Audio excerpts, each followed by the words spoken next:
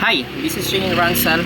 Sa akong anak ng Bisaya na ama, mas yung Bisaya at ng isang Pangasinensing ina. Currently ay nandito ako sa lupain ng mga Ifugao at mga Ilocano, dito sa Nueva Vizcaya, at paminsan-minsan pupunta ako sa kabilang province. So currently gusto ko lang mag-share ng aking recent ministerial experience, pag-minister ng word sa ilang mga kakilala, kaibigan. And yung pinaka recent ay yung kagabi.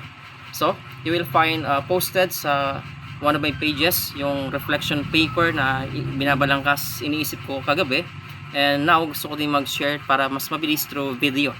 Okay, so I am a gospel exhorter in one way or another, at yun yung naging part ng aking life for the past 2 decades. And last evening I was entrusted to lead one of our remote or regular home Bible studies sa isang remote village o barangay doon sa residence ni Brother BD. Tawagin na lang natin siyang Brother BD at yung kanyang anak, and syempre may mga kasama din ako. Although I am not the regular teacher na nag-oversee ng ministry na yon doon, yet I had the privilege of assisting in the teaching ministry by leading that evening's particular study. So yung kagabi nga, and facilitating our discussion of the scriptures. So after ng opening prayer, we devoted our time to a tinatawag kong sermonic and textual na consideration, sermonic and textual exposition ng ilang portion ng Isaiah chapter 53, particularly yung verses 5 and 6. And let me just read to you Isaiah 53 sa ESV verse 5. But he was wounded for our transgressions. Okay? He was wounded for our transgressions. He was crushed for our iniquities. Yung he dito ay tumutukoy doon sa servant ng ni Yahweh na pumapatungkol sa paparating na Messiah. So itong prophetic na portion na hula patungkol sa paparating na Mesias o yung Christ. Ang sabi sa talatang ito, tuloy natin, upon him was the chastisement that brought us peace, and with his stripes we are healed. And then in verse 6, all we like sheep, at ito ang pinaka nagsimula, all we like sheep have gone astray, we have turned everyone to his own way. And the Lord has laid on him, and the Lord Yahweh has laid on the Messiah, the Savior, the iniquity of us all. So, in other words, sinasabi na tayong lahat ay gaya ng mga tupang naligaw, nagkanya-kanya tayo ng lakad, bawat isa ay nagtungo sa kanyang sariling landas. Nagkaroon ng autonomous na rebellion, and ganun pa man, niloob ni Yahweh na doon sa Messiah o tagapagligtas ipataw yung parusang dapat tanggapin ng mga makasalanan at mga lumabag sa kanyang batas. So yung mga tao ng Diyos ay iniligtas ng Diyos sa pamamagitan ng isang kahalili, na kung saan doon sa kahalili na yon ipinataw yung parusang tayo yung dapat na tumanggap. So that's Isaiah chapter 53 verses 5 and 6. And so nag-devote kami ng considerable time doon with succinct na consideration doon sa pinaka-immediate context. Mabilis lang. And then together we reflected upon the promised Messiah, Jesus Christ, whose atoning work was ordained by God for the salvation of His people. So yun. Inordain o itinakda ng Diyos yung ginawa ni Jesucristo para sa kaligtasan ng kanyang bayan, ng kanyang mga tao. Yung mga naglalagalag o naliligaw ng mga tupa, whom the Lord Himself seeks, redeems, and restores. So hinahanap niya sila and tinutubos sila, hinahango sa kanilang kadustaan, hinahango sa kanilang kasalanan, at sila'y pinapanumbalik doon sa relationship sa ating Diyos. And we briefly trace yung temang ito doon sa New Testament, na sinasalang-alang namin yung distinction na ginawa ni Kristo between the sheep and the goats, kung paano ginamit ng New Testament yung term na sheep, and diniscuss din namin yung sovereign freedom ng Diyos, yung kalayaan niya bilang soberanong hari. sa yung kalayaan niya sa pagbibistow o pagbibigay ng kanyang saving grace sa pamamagitan ng panawagan ng ebanghelyo. So natalakay po namin yon, yung soberanong kalayaan ng Diyos in bestowing His saving grace through the gospel call. At ano yon?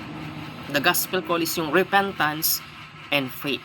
So yan mga kapatid, our study concluded with the pastoral application noong substitutionary atonement ni Jesucristo. So in-apply namin yon. Paano ba ina-apply yung blessing, yung gawain na yon, yung doktrinang iyon tungkol sa substitutionary atonement of Christ doon sa fallen condition ng sangkatauhan. So binibigyan namin ng diin na yung salvation ay buong-buo yon na bunga ng grasya o dahil sa biyaya ng Diyos from beginning to end, mula umpisa hanggang dulo. And after a season of short prayer, however, our conversation naturally ay bumaling ito dun sa doctrine ng kaligtasan mismo. So Brother BD candidly expressed his growing concern over what he perceives to be a significant shift. Parang sa palagay niya, sa perception niya, mayroong significant shift, pagbabago from the church's former fundamentalist understanding toward a more reformed and Calvinistic articulation of soteriology. When I say soteriology, I mean yung theology of salvation. And yun nga, yung napansin niya yung leaning, binibigyan niya yun ng diin, at sa kanya ay napaka significant ng shift na ito mula doon sa dating unawang fundamentalism patungo doon sa tinatawag niyang reform and more Calvinistic daw na articulation ng doctrine of salvation. Ganun pa man, andun yung humility, tapansin-pansin yung sincerity. So, with humility and evident sincerity, Brother BD shared that he remains persuaded, na natili siyang convincido na yung theological framework na commonly ina-identify niya na free grace theology ay para sa kanya, ito daw ay more faithfully na nagre-represent ng biblical doctrine of salvation by grace through faith. So wala siyang issue ng salvation ay by grace through faith. Parehas kami doon, yung doctrine ng Biblia na tinitindigan niya, at para sa kanya, iyon ay more faithfully represented and summarized doon sa tinatawag nung term na free grace theology. So mayroon pong meaning yung sistemang yun, pinangalanan lang siyang free grace theology. And in particular, nag-voice out siya ng tatlong major concerns. 3 concerns, at ipopost ko yan sa next video. Meron din akong sinusulat currently na ipopost ko din. Pero just to give you a glimpse, a gist, 3 concerns. Una, na itinuturing niya na yung earlier doctrinal explanation ng church to be more biblical and defensible than Calvinism. So yun yung una niya. He considers the church, yung church na inaaniban niya, na yung earlier doctrinal explanations na natanggap niya as fundamentalist, yun na yung mas biblical and defensible than Calvinism. So hihimayin pa natin yon. Hindi ko pa sinasabi, pero binabanggit ko pala. Second, na kanyang concern na he voiced out, yun daw free grace theology sa kanyang judgment, it better safeguards the freeness of salvation. Mas nasa safeguard daw yung pagiging libre at malaya ng kaligtasan sa pamagitan ng free grace theology. And third, na concern niya, ang lordship salvation daw, another term, lordship salvation. For him, it appears to make perseverance, yun daw perseverance o pagtsutsaga ng mga banal, yung pag-i-endure nila, ay para bang nagpa-function bilang isang necessary requirement para sa kaligtasan, rather than as its gracious fruit. So sa tingin niya, kapag tinindigan mo daw yung isang pares na opposite ng free grace theology, which is yung tinatawag niyang lordship salvation, and for him, it appears to make na yung panawagan ng endurance and perseverance among the saints ay para bang nagfa-function na daw siya bilang isang necessary requirement para sa kaligtasan sa halip na maging mabiyayang bunga ng kaligtasan. So, in light do sa tatlong na voice out niyong concerns, gusto ko lang magbigay ng dalawang bagay na papansinin. Una, pansinin natin, itong mga convictions na to, itong mga paniniwalang ito, have left him discouraged a bit by the perceived doctrinal development within our church and have affected his willingness somehow to participate joyfully in the congregation's corporate worship. In other words, may mga absences siya, and partly ng mga reason na yun ay yung kanyang discouragement kasi merong, in my opinion, merong disjunct, parang for him merong hindi nagtutugma.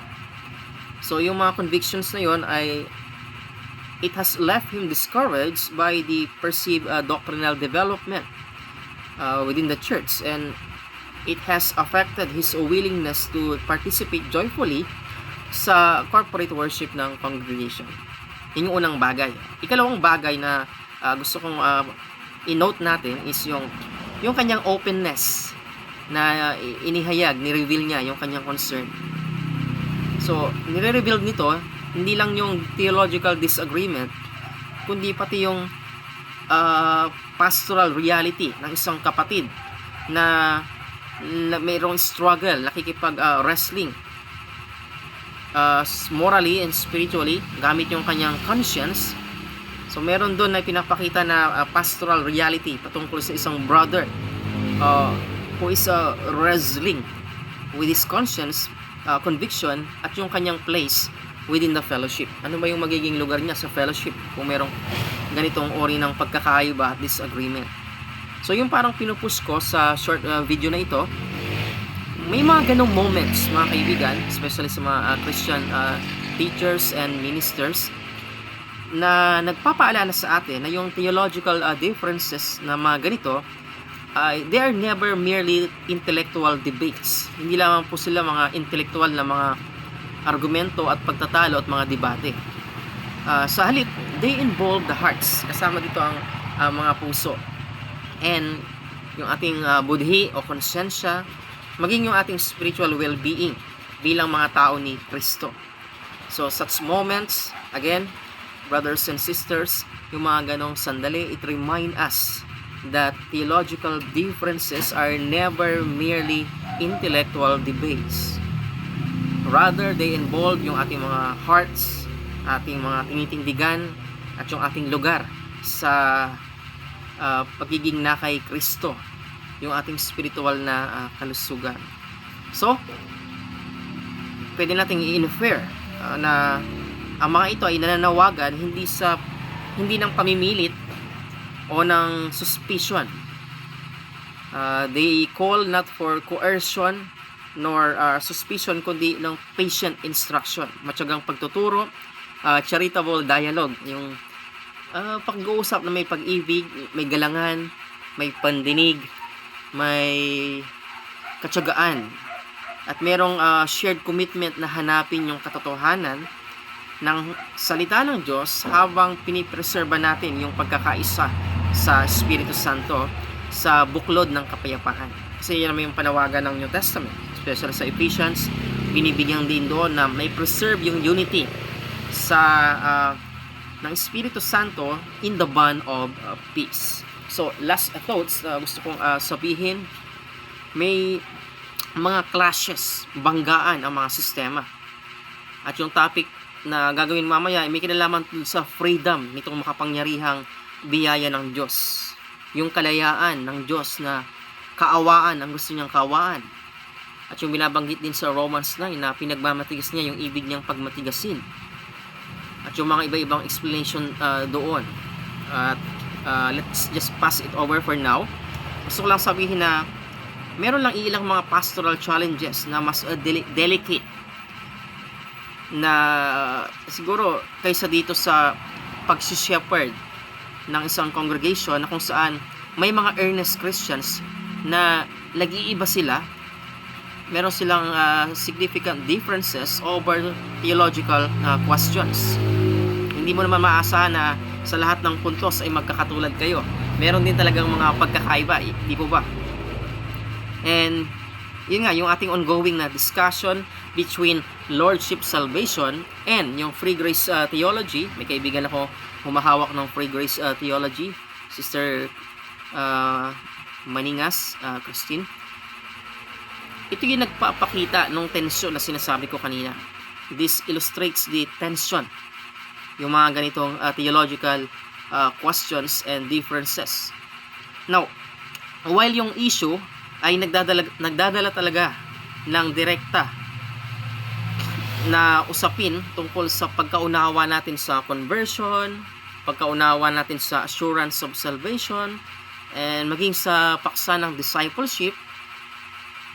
Pero, yung manner na kung paano natin in-address ito ay maaaring magpalakas ng witness ng church or mag-fracture ng fellowship ng church.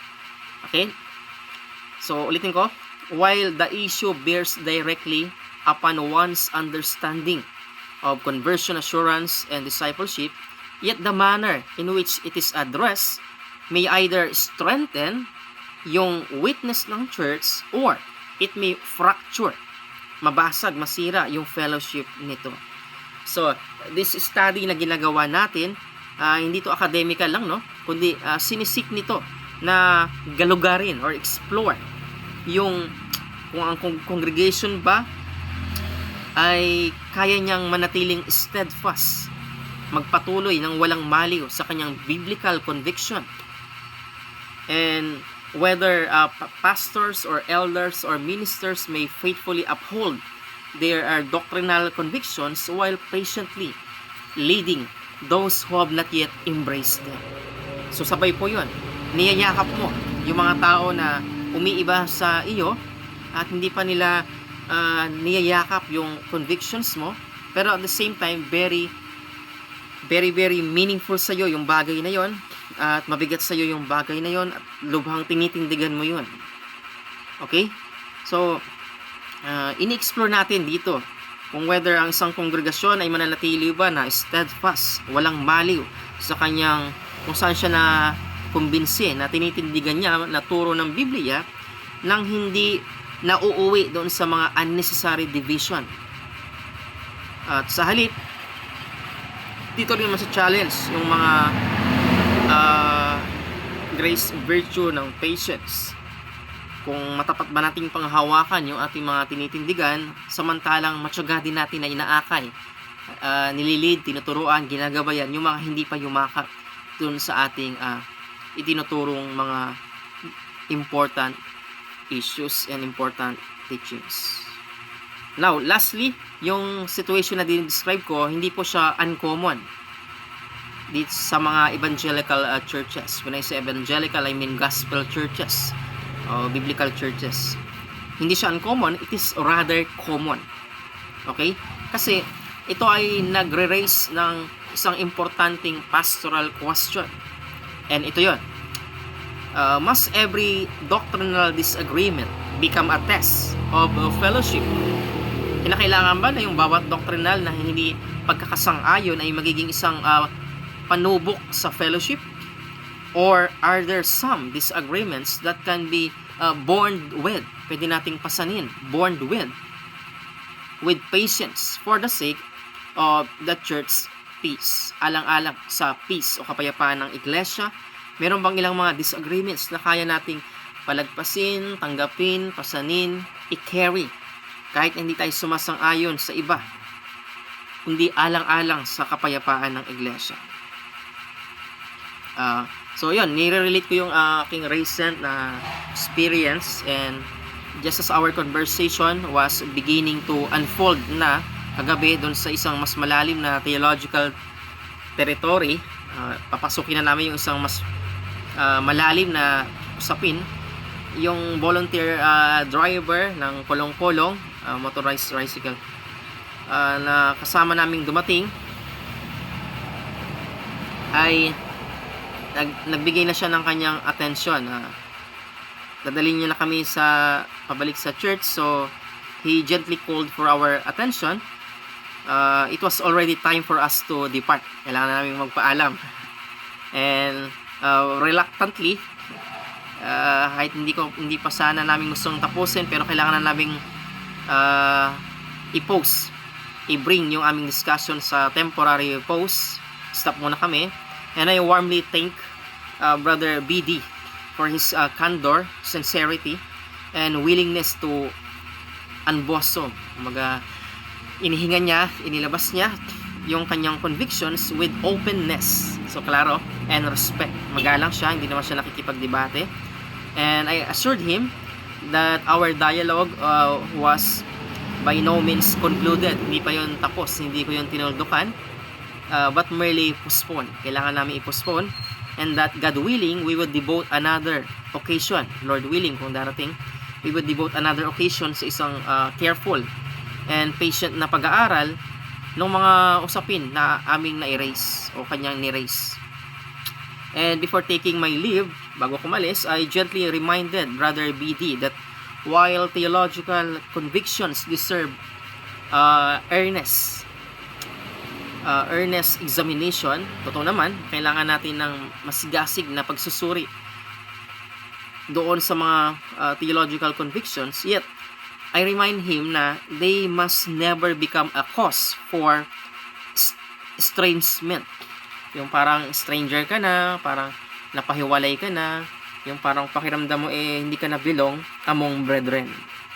Hindi kailangan na maging sanhi yun ng estrangement among brethren. We may continue to search the scriptures together, reason together, and even disagree sometimes at certain points. Okay lang yun, without allowing those differences to dissolve.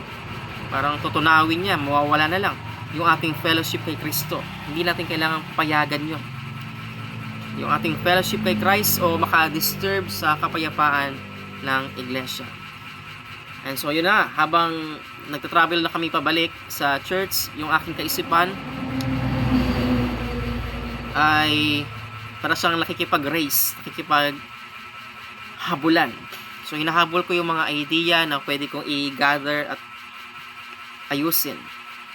Kasi yung conversation namin ay patuloy siyang nag-i-echo sa aking isipan, hindi bilang isang kontrobersya na dapat mong ipanalo, kundi bilang isang shepherding na burden na nangangailangan ng wisdom, patience, and biblical fidelity. Kailangan din naman natin maging matapat sa Biblia habang sinusubukan nating i-win ang iba. Hindi natin kailangan na mamili between the two. Parehas yun na ating pinapaniwalaan. So I found myself quietly tracing the contours of a discourse. Yung diskurso na inaasahan kong maisusulat ko pagdating sa bahay. So tinitrace ko na yung trajectory niya. Isa itong reflection not merely upon Lordship salvation and free grace theology, kundi reflection siya upon a much larger na usapin na nasa ilalim ng discussion na yon. Okay? So, ito yon. Must every doctrinal disagreement become a test of fellowship, or are there theological differences that may be born with patient instruction, mutual charity, and ecclesiastical peace? So yan po yung mas pressing na question. Kasi yung situation before us, hindi naman siya unique o kakaiba. Indeed, it has confronted many evangelical churches across generations sa nakaraan. So it compelled me na mag-struggle din, mag-isip, aralin yung pressing pastoral question na ito, na kailangan ba na yung bawat doctrinal disagreement ay maging isang test ng fellowship, or meron bang mga theological differences na pwede nating i-bond with, pasanin ng may matyagang instruction sa mga tinuturuan, merong mutual charity, meron tayong allowances and mercy and graciousness ng ating spirito, at ang bunga nito ay ecclesiastical na kapayapaan. So as I pondered the matter, I carefully weighed both yung mga opportunities nito at yung mga dangers nito. So, hindi lang to isang privilege ng paglalim, kundi meron ding mga risk. And sinusubukan kong maunawaan hindi lang mang yung mga theological implications ng usapin o ng debate na ito between two clashing systems, kundi yung mga potential na ramifications for the unity, for the health and witness of Christ's church. And having prayerfully reflected upon these considerations, I became persuaded na persuade ako na kung i-reduce ko lang tong usapin na to sa private na contemplation lamang, I thought it would be insufficient, hindi siya sapat. Bakit? Kasi yung mga questions ng doctrine, it will invariably shape yung ating buhay, yung ating pagkakapatiran, at yung maging yung testimonya ng iglesia, ng local church. So, it seemed na parehas na inevitable, hindi maiwasan, kailangan talaga na magsulat, and reasonable din na maghanda ng ganito mga reflections and research in written form. Kailangan siyang isulat talaga. And respectfully, ay isasubmit ko siya sa elder, sa aming pastor, for the thoughtful consideration of our beloved congregation, kung saan ako kabilang, Bible-believing Baptist Church o Bagabag, Nueva Vizcaya, sa Region 2 po ito. And I do so neither as one claiming finality nor as one seeking controversy. Hindi ako naghahanap ng kontrobersiya, hindi ako naghahanap ng nagsasabi o nag-aangkin ng final na ito, kundi bilang isang fellow pilgrim, kapwa manlalakbay na sa paglago sa landas ng spiritual maturity, ay hinahangad ko rin na yung conviction, yung kung saan ka tumitindig, naniniwala, at saka yung charity, ay pwede silang maglakad ng magkasama na nagkakasundo. They might walk hand in hand, conviction and charity. So again, the title of the paper na ipopost ko later is When Conviction Meets a Charity. Kapag yung tinitindigang paniniwala ay nasalubong niya o nakatagpo niya ang malasakit o ang mapagmahal na konsiderasyon sa iba. So, isusubukan nating i-navigate yung complexity ng Lordship Salvation and Free Grace sa local church. And panghuli na gusto kong sabihin, ito ay walang duda na isa sa pinaka-significant theological or soteriological debates, yung mga usapin, debate at discussion sa larangan ng theology ng salvation, that is soteriology. Ito yung pinaka-significant in the late 20th and early 20th centuries. And yun nga, meron ditong 6 headings na ipopost ko na lang, hindi ko na babasahin. At meron ding historical research dito. Matalakay natin later yung modern debate between John F. MacArthur Jr. and yung mga proponents ng Free Grace Theology na nag-emerge prominently during the 1980s. So, matagal na siya. By the way, sinilang ako ng 1988. So, although yung roots nito ay nagre-reach back much earlier pa sa 1980s, yung pinakaugat. And meron lang akong konting digression. Okay?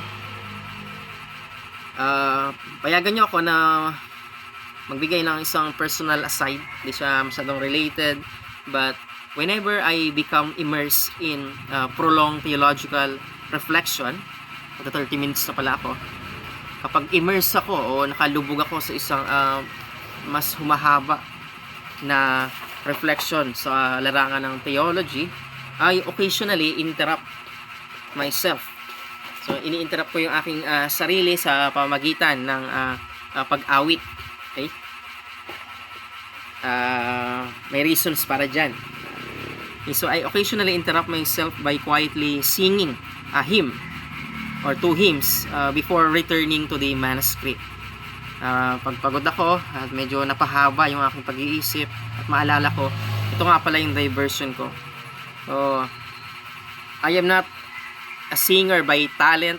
Hindi ako pinanganak na singer, but singing has become a curious habit during those intervals between yung nakikipaglaban ka, nakikipagbuno ka doon sa mga mabibigat na iniisip, mga weighty thoughts, and committing them to paper. Susulat mo na siya. So between yung wrestling mo sa mind lang, papunta na siya sa papel para maitala. Yung merong interval between that, ay occasionally na nakikita ko yung aking sarili na umaawit bago ko babalik doon sa aking sinusulat. At whether this practice improves my writing, I cannot say. Hindi ko masasabi na yung pagkanta-kanta ko nakaka-improve ng aking pagsusulat.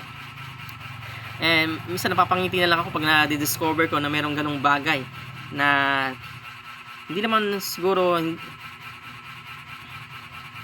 exactly parehas, pero may ganong bagay na nai-attribute doon sa Danish philosopher na si Søren Kierkegaard, who likewise found moments of song na mingled with seasons of profound contemplation. So pag very profound yung kanyang pagko-contemplate, minsan nahahaluan niya ng kanta yung kanyang sinusulat. And yun nga, sabi ko nga, hindi ko naman alam kung nakakabuti ba ng pagsusulat yung pag-awit, but isang bagay na nakita ko, it certainly refreshes my soul. Nare-refresh yung aking spirito, and perhaps it keeps both the author and the reader from becoming overly solemn at all at once. So parang hindi tayo masyadong maging formal, masyadong solemn, yung parang monotonous na yung tono, atmosphere ng paligid. Ito yung natuklasan ko na pwedeng makatulong. So mga kaibigan, salamat po sa inyong pakikinig, at gusto ko nang tapusin to sa pamamagitan ng isang song.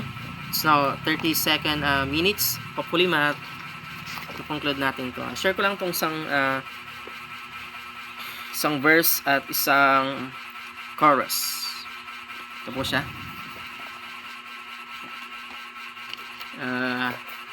Sinulat ko to noong May 29. So, May 29 pa po siya. Wala pa siyang title. Soon meron na. Verse 1.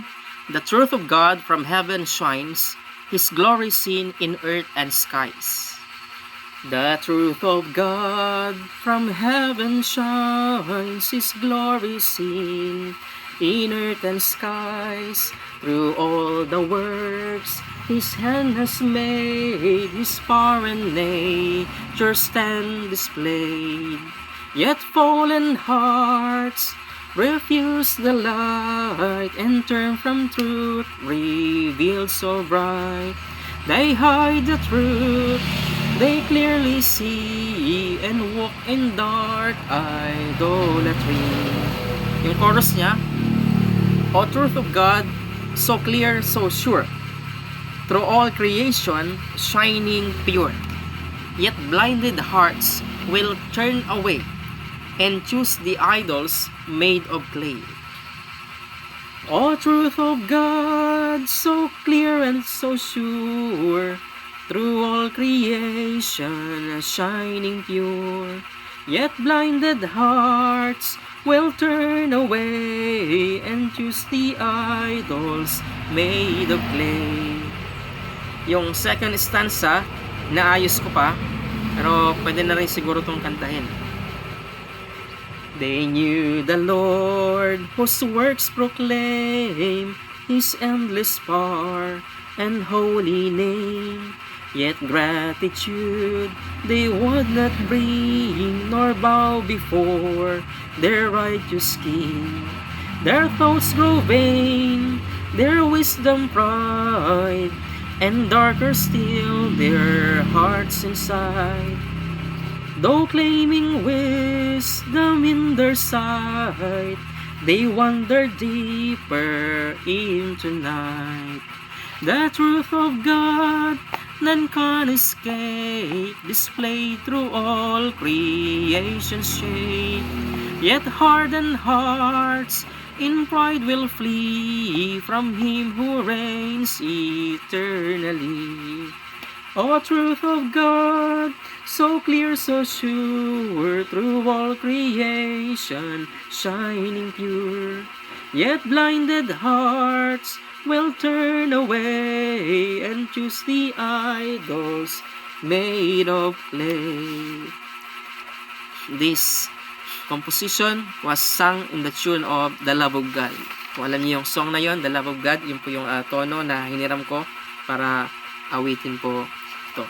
So again, marami pong salamat, and habang tinatapos natin yung 35 minutes, it's almost 35, and gusto ko lang sabihin ang bagay na ito.